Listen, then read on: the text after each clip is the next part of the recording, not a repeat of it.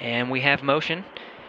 You see Dragon physically separating from the International Space Station, 1:32 a.m. Central Time. The International Space Station, 253 statute miles over Sedan.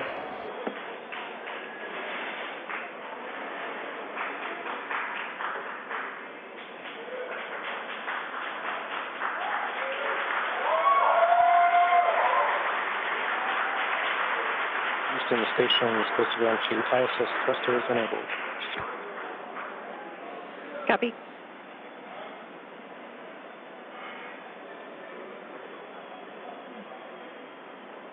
So there you can see on your screen visual confirmation. What a gorgeous shot. Dragon has undocked from the International Space Station, and we are beginning the departure. That's right, and you're going to hear the voice of David St. Jacques again. He's the one inside of the station monitoring Dragon for its departure. Slowly backing away. Everything's looked good so far with those separation burns. Again, as Gary said, that physical separation, that undocking coming at 11:32 p.m. here Pacific. Station Houston at 2, Dragon departure burn 0, complete. So you heard us mention earlier that we have a series of 4 departure burns, starting with 0, 0, 1, 2, 3. We have confirmation that departure burn 0 has been completed. That's right, and so with that one down, we're going to start seeing Dragon begin flying actually above the International Space Station, and then coming up in just a couple of minutes, departure burn 1, the second departure burn, will be coming. That should be in about 4 or 5 minutes from now. And so we're going to see Dragon just kind of swing its way over top the space station and eventually fly out of both the keep-out sphere and the approach ellipsoid. And so the keep-out sphere is one of my favorite things. It's an imaginary sphere with about a 200-mile radius, so 200-meter radius. That would be a much bigger sphere. A 200-meter radius in all directions. And that just governs, so kind of like the approach ellipsoid, which I explained earlier, before you're in the keep-out sphere, any maneuvers with the spacecraft have to be safe and not get inside within 4 orbits. Dragon is in the corridor, and opening rate is as expected. Copy. And David St. Jacques reporting everything looking good so far. You heard him say the corridors, so they, on their overlays that they have on their laptops on board the station where they're actually monitoring Dragon, they're looking for any perturbations outside of the expected path. If they see anything that doesn't quite look right, again, they're in the loop and they can send commands, but everything going smoothly with Dragon slowly flying away. And this is kind of an animated representation of the kind of stuff that the crew is looking for. They have that corridor, so kind of that triangular shape you can see there, where they're just looking to make sure Dragon's pitch, yaw, approach, speeds, everything like that are inside of parameters as expected.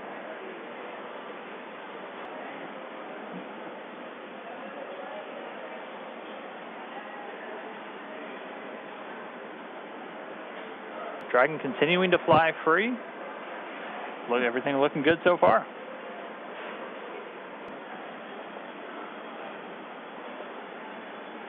So just in case you've just tuned in, we are currently watching Dragon as it departs from the International Space Station. It's been a really smooth operation so far with the undocking procedure, and now we're moving into departure. As of right now, you can see on your screen the Dragon capsule moving away from the approach ellipsoid.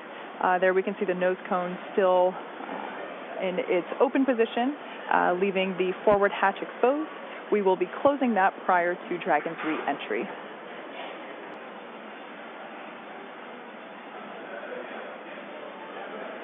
And so we're continuing to get really great views. Dragon backdrop by the inky blackness of space. You'll see the cameras are a little bit jerky in their motions. They're actually being controlled by somebody on the ground in mission control. We always like to talk about how in mission control over in Houston, that's where they actually fly the space station. That's where they control everything from the cameras and the communication to even the thermostat on board the space station. If it's too hot for the crew, they talk to the ground, and they're the ones who can turn the AC up. But so it's actually somebody at a console right now who's controlling those cameras, sending commands just to move all the pan tilt, focus everything else. They're doing it from a console on Earth while the thing is flying 250 statute miles over the Earth on the other side of the planet. Like Dan mentioned before, we're going really fast right now. We're at about 17,500 miles per hour, so everything is moving very quickly. The need to readjust the cameras very frequently is inherent due to the high velocities that we're dealing with. And so this is a view from that WB-57 airplane. You were looking at Dragon streaking across the sky on its re-entry through the Earth's atmosphere, aiming for a splashdown in just a little while from now. So it's pretty exciting that we get this shot right now, as it is our first view from planet Earth of the Dragon capsule since it lifted off from Cape Canaveral just several days ago. I will say this is a pretty rare treat to be able to see this here. And again, this video is coming from a NASA airplane that we're flying around that recovery zone there, a WB-57. It's commonly used for a lot of atmospheric studies and other science missions, but able to put a tracking camera on it to try and get this re-entry through the Earth's atmosphere today. We're hearing that they should have AOSO acquisition of signal back with the Dragon spacecraft. Right now it's about 46 kilometers in altitude. The Dragon spacecraft continuing to descend. It's now subsonic, so already starting to slow down thanks to the aero braking, basically slamming into that Earth's atmosphere, causes a lot of friction and allows the vehicle to eventually reach its terminal velocity, basically. And then those parachutes are going to kick in.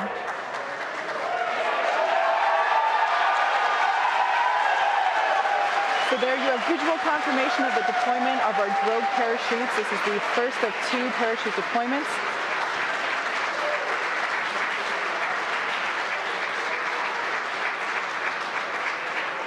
So those drogue chutes do the initial slowing, and then they're ultimately going to pull out the 4 main parachutes responsible for really slowing the spacecraft down prior to that splashdown.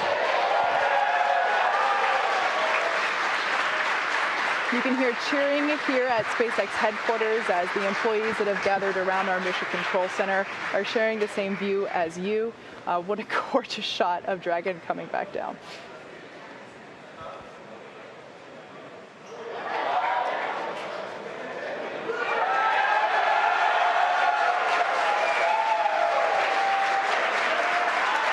And here come the mains.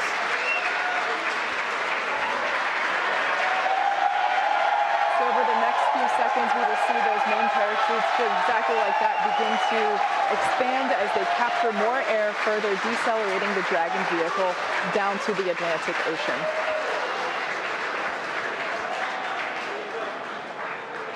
You really can't ask for a more picture-perfect shot than that. And yes, all 4 chutes now deployed. It's going to continue to descend. It's going to continue to slow down and then ultimately splash down in the Atlantic there. We're now under 1 kilometer in altitude.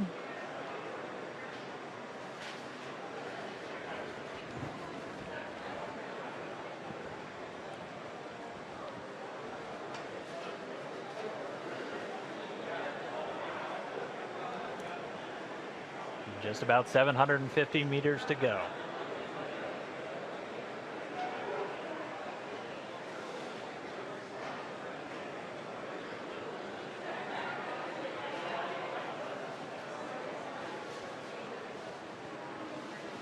In case if you're just joining us, you can see on your screen there, Dragon has just re-entered the Earth's atmosphere after departing from the International Space Station. We have a gorgeous shot of 4 healthy parachutes deployed and slowing the vehicle down as it is approaching the surface of the Atlantic Ocean off the coast of Florida. And it's continuing to descend under those chutes. We just passed 500 meters. Everything continuing to look good via reports to all the flight control teams. Now we're at about 400 meters.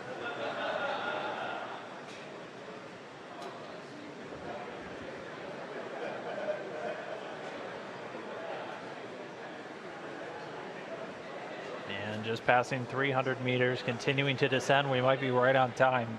We were planning on splashing down at about 5:45 a.m. Pacific, and we're getting real close to that bingo time.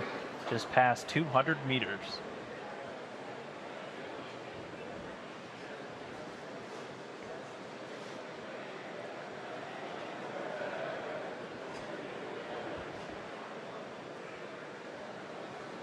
And we have confirmation that Dragon is now under 100 meters, is 100 meters above the surface of the ocean. So next up, standing by for splashdown.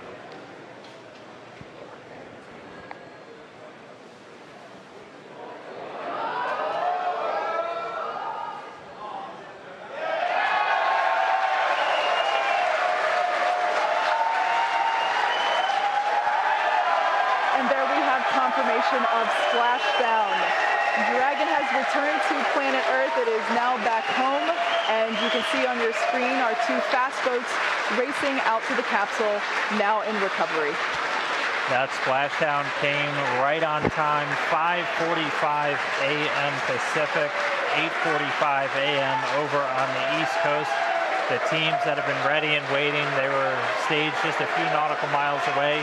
They're going to start moving in now. You can see those two fast approach boats already speeding their way towards the capsule.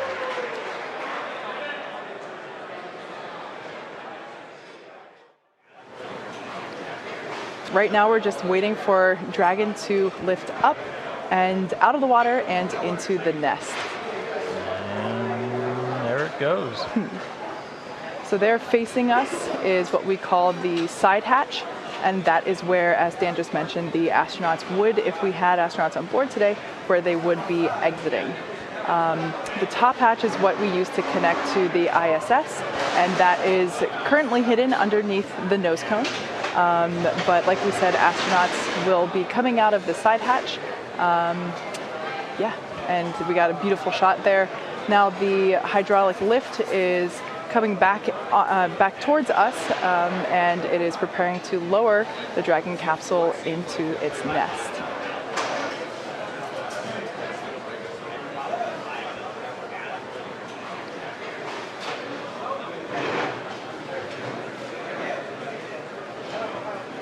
Like we said, we are treating this demonstration mission with the recovery operations as if there were actual astronauts on board. And of course, before we would be able to open the hatch, we would have to make sure that the spacecraft's cabin pressure is equalized with the outside environment before doing so. So once Dragon is seated, and you can hear some cheers behind me as the remaining folks that we have here on the SpaceX team outside of mission control are cheering with the placement of Dragon into the nest there, as you can see.